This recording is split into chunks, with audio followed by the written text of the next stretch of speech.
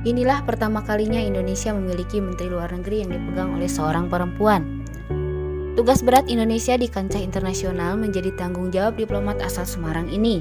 Retno Marsudi yang berkarir di Departemen Luar Negeri dianggap mampu untuk memainkan peran Indonesia di percaturan dunia.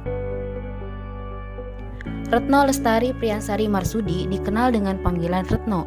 Ia lahir di Semarang, Jawa Tengah 27 November 1962.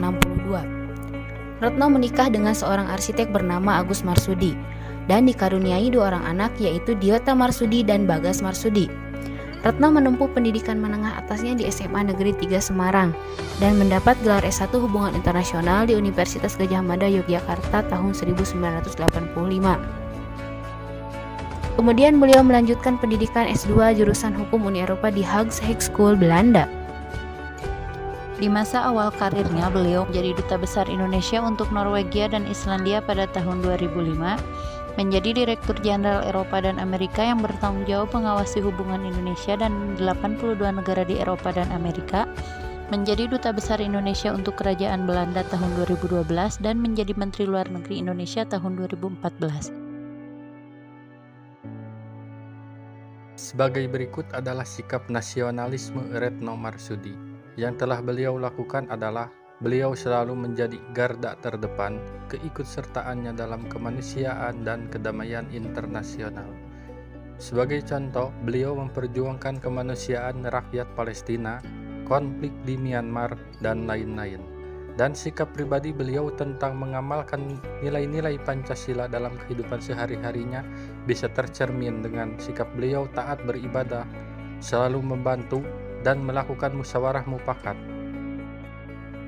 Aktualisasi fungsi ASN yang bisa diteladani dari Retno Marsudi yaitu sebagai pelaksana kebijakan publik. Retno Marsudi bersedia mengemban amanah sebagai Menteri Luar Negeri selama 2 periode berturut-turut. Sebagai ASN juga kita harus siap dengan tugas amanah yang diberikan dengan penuh tanggung jawab.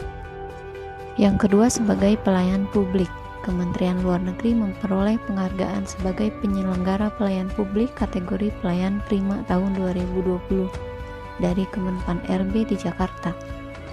Hal ini membuktikan bahwa Retno Marsudi bisa memberikan pelayanan yang prima. Sebagai ASN, kita juga harus siap memberikan pelayanan yang prima, seperti yang dicontohkan Retno Marsudi. Yang ketiga, sebagai perekat bangsa, sebagaimana yang disampaikan Retno Marsudi dalam Kongres Pancasila 10, Pancasila merupakan salah satu aset penting bangsa yang tidak hanya menjadi dasar negara, tetapi juga menjadi jiwa perekat bangsa yang sangat majemuk. Sebagai ASN, kita harus bisa berkomitmen memperjuangkan semangat nasional dan mempererat persatuan bangsa.